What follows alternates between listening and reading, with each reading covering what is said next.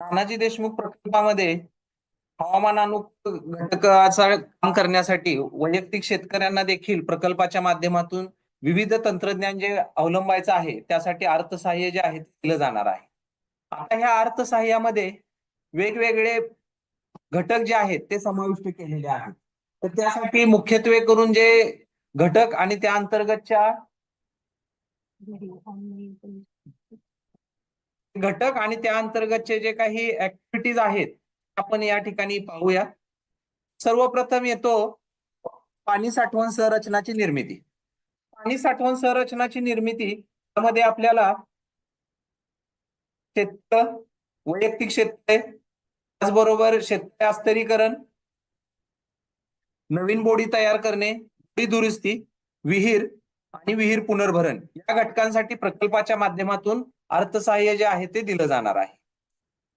त्यानंतर आपण येतो की पाण्याची सोय केली, परंतु आता हे पाणी शेतीसाठी जर वापरायचं असेल तर पुन्हा पाटाच्या पद्धतीनं जर वापरलं तर पाण्याचा अपव्यय जो आहे तो मोठ्या प्रमाणावर होतो. तर हा टाळण्यासाठी संरक्षित सिंचनाकरता पाण्याची उपलब्धता या घटकांतर्गत आपल्याला ठिबक सिंचन संच, तुषार सिंचन संच, पंप संच आणि पाईप या 4 घटकांचा समावेश जो आहे तो या प्रकल्पामध्ये वैयक्तिक शेतकऱ्यांसाठी केलेला आहे. कर्ब उत्सर्जनाचं प्रमाण जे आहे ते वाढलेलं आहे आणि त्याचबरोबर जमिनीतील कर्बग्रहण जर आपण वाढवायचं असेल त्यासाठी आपल्याला प्रकल्पाच्या माध्यमातून विविध पिकांच्या फळबाग लागवडीसाठी जे आहे ते प्रोत्साहन दिलं जातं. यामध्ये राज्य शासनाची जी भाऊसाहेब फुंडकर फळबाग लागवड योजना आहे त्या धर्तीवरती समाविष्ट असणारे सर्व पिकं, ज्यामध्ये कागदी लिंबू, संत्रा, मोसंबी, पेरू, आंबा, सीताफळ अशी सर्व पिकं या ठिकाणी प्रकल्पामध्ये समाविष्ट आहेत. त्याचबरोबर बांबू लागवडी असेल आणि वृक्ष लागवड याला देखील प्रकल्पाच्या माध्यमातून अर्थसहाय्य जे आहे ते दिलं जाणार आहे. शेतीमधील काटेकोरपणे नियोजन करण्याच्या अनुषंगानं आधुनिक तंत्रज्ञान जे आहे ते शेडनेट गृह असेल आणि हरितगृह ज्याला आपण पॉली हाऊस म्हणतो या माध्यमातून देखील वैयक्तिक शेतकऱ्यांना शेडनेट गृह आणि हरितगृह याचा लाभ दिला जाणार आहे. त्याचबरोबर हे हरितगृह आणि शेडनेट गृहाची उभारणी झाल्यानंतर त्यामधील लागवड साहित्य हे देखील आपल्याला प्रकल्पामधून अनुदानित स्वरूपात दिलं जाणार आहे.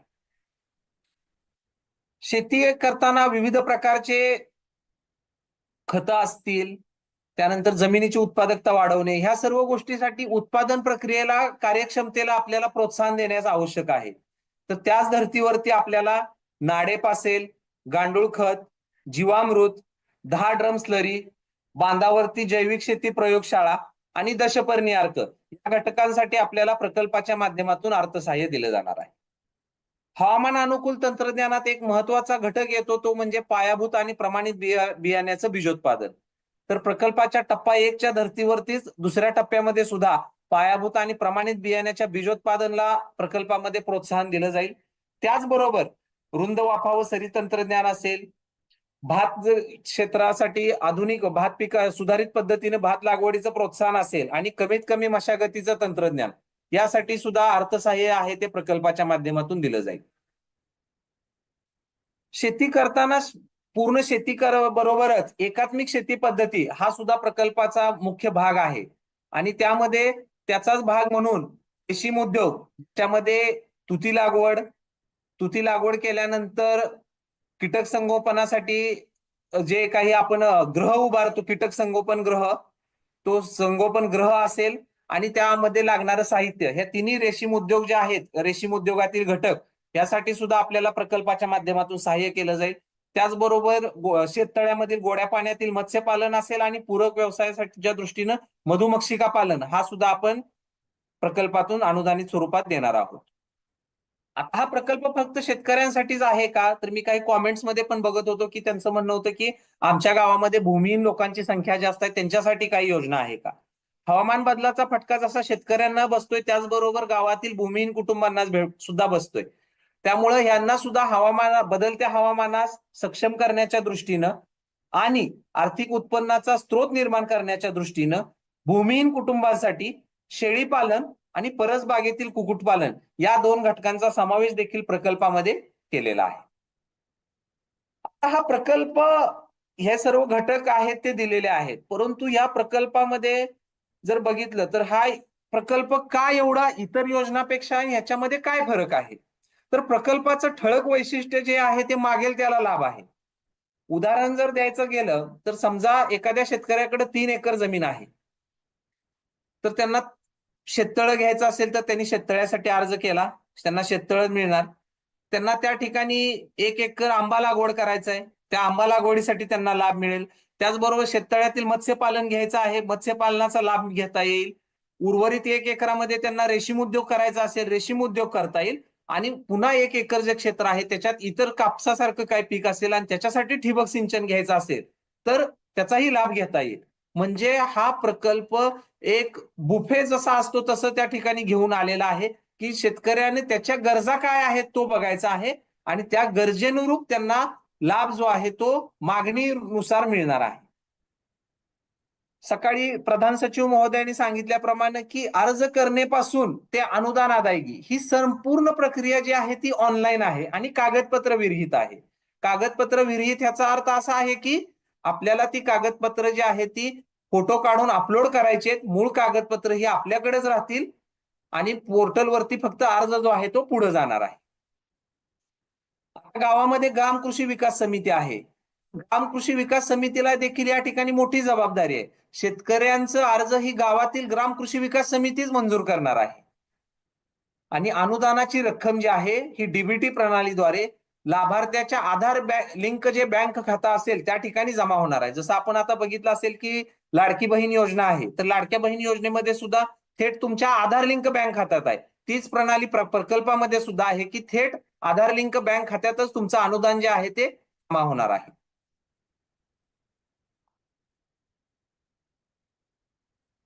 आता त्या प्रकल्पामध्ये एक साधारणतः अर्ज केला तर पुढची प्रक्रिया काय असेल? तर पहिला येतो की प्रकल्पास अर्ज करण्यासाठी आणि लाभ घेण्यासाठी एक स्वतंत्र डेडिकेटेड पोर्टल ज्याला म्हणू आपण ते असणार आहे, ज्या माध्यमातून शेतकरी स्वतःचा अर्ज जे आहे ते नोंदणी करून अर्ज करू शकतील. तर शेतकरी बांधवांनी अर्ज केल्यानंतर पहिल्यांदा तो स्वतःची नोंदणी करतील आणि त्यांना ज्या घटकाचा लाभ हवा आहे ते त्या ठिकाणी अर्ज करतील. त्यानंतर त्या अर्जाची पडताळणी केली जाईल. अर्जाच्या पडताळणीनंतर गावातील ग्राम कृषी विकास समिती त्या अर्जांची छाननी करून पात्र अर्जांना मंजुरी देईल. अर्जांना मंजुरी दिल्यानंतर त्याचा पुढचा घटक येतो तो स्थळ पाहणी. तर स्थळ पाहणीचा अर्थ असा आहे की समजा तुम्हाला जर फळबाग घ्यायची आहे तर त्या क्षेत्रावर यापूर्वी तिथं फळबाग लागवड केलेली आहे किंवा नाही याची ऑनलाईन पद्धतीनं पाहणी जी आहे ती कृषी विभागामार्फत केली जाईल. तर त्याला आपण स्थळ पाहणी म्हणतो आणि ती जागा जी आहे ती योग्य आहे का. स्थळ त्या घटकाची ऑनलाईन स्थळ पाहणी झाल्यानंतर सदर प्रकरण पुन्हा पूर्वसंमतीसाठी येईल. पूर्वसंमती म्हणजे शेतकऱ्यांना तो घटक राबवण्यासाठी प्रकल्पामार्फत संमती दिलेली आहे, तर तुम्ही हा घटक राबवायचा आहे आणि अनुदान मागणी करायची आहे. तर ही पूर्वसंमती सुद्धा डिजिटल स्वरूपातून त्या ठिकाणी दिली जाईल. त्यानंतर संबंधित शेतकऱ्यांनी त्या घटकासाठीचे काम जे आहे ते पूर्ण करायचं आहे. पूर्ण केल्यानंतर शेतकरी स्तरावरती पुढचा घटक येतो तो म्हणजे अनुदान मागणी. शेतकऱ्यांनी त्या ठिकाणी च्या माध्यमातून की मी ह्या घटकाचं काम केलेलं आहे आणि याच्यासाठी जे काही देय अनुदान आहे त्याची मागणी जी आहे ती अनुदान मागणी स्तर याच्यामध्ये करायचे. तर त्यासाठी तुम्हाला जो जो खर्च आला असेल त्या घटकासाठी देय त्याची देयकं तुम्हाला पोर्टलच्या माध्यमातून अपलोड करायची आहेत. एकदा का ही देयकं अपलोड झाली की त्यानंतर कृषी विभागाच्या क्षेत्रीय अधिकाऱ्यामार्फत त्याची मोका तपासणी होते. आपल्या जागेवरती येऊन त्या ठिकाणी त्याची मोका तपासणी ऑनलाईन पद्धतीनंच आपल्याला त्या ठिकाणी केली जाईल. आणि त्यानंतर एकदा ही तपासणी पूर्ण झाल्यानंतर लेखाविषयक पडताळणी जी आहे ज्याच्यामध्ये आपली देयकं असतील त्यानंतर मोका तपासणी अहवाल असेल या सर्व गोष्टींची छाननी जी आहे ती केली जाईल आणि अंतिमतः तुमच्या अनुदान अदायगीस मंजुरी दिली जाईल.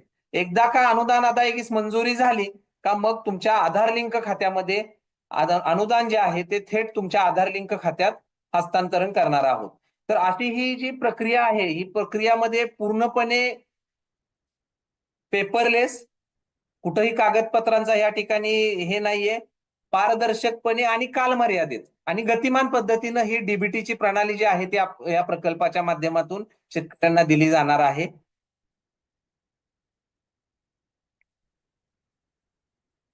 यामध्ये ग्राम कृषी विकास समितीची भूमिका काय? तर आता आज तुम्हाला प्रकल्पाच्या माध्यमातून प्रकल्पाचा एक परिचय जो आहे तो मिळालेला आहे.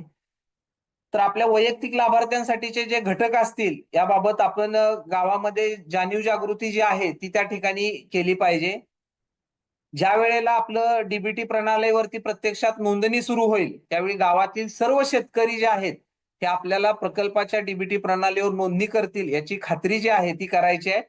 आणि गावातील जे शेतकऱ्यांचे अर्ज येतील पहिली मंजुरी गावातल्या अर्जांची गावातच दिली जाणार आहे. त्यामुळे हे गावातले अर्ज छाननी करून मंजुरी देणे सुद्धा जबाबदारी जी आहे ती ही ग्राम कृषी विकास समितीनं पार पाडावायची आहे. तर अशा प्रकारे हे जे आपण घटक पाहिले हवामान अनुकूल तंत्रज्ञान राबवण्यासाठी, तर यासाठी शेतकऱ्यांना अर्थसहाय्य जे आहे ते प्रकल्पाच्या माध्यमातून या ठिकाणी दिलं जाणार आहे. आणि पूर्णतः पेपरलेस प्रणाली जी आहे ती आपल्याला प्रकल्पाच्या माध्यमातून अद्ययावत प्रणाली आपल्याकडे लवकरच या ठिकाणी येईल. आपण या प्रणालीचा लाभ जो आहे तो सर्व गावकऱ्यांनी घ्यावा असे आपणास आवाहन करतो आणि या ठिकाणी मी थांबतो. धन्यवाद.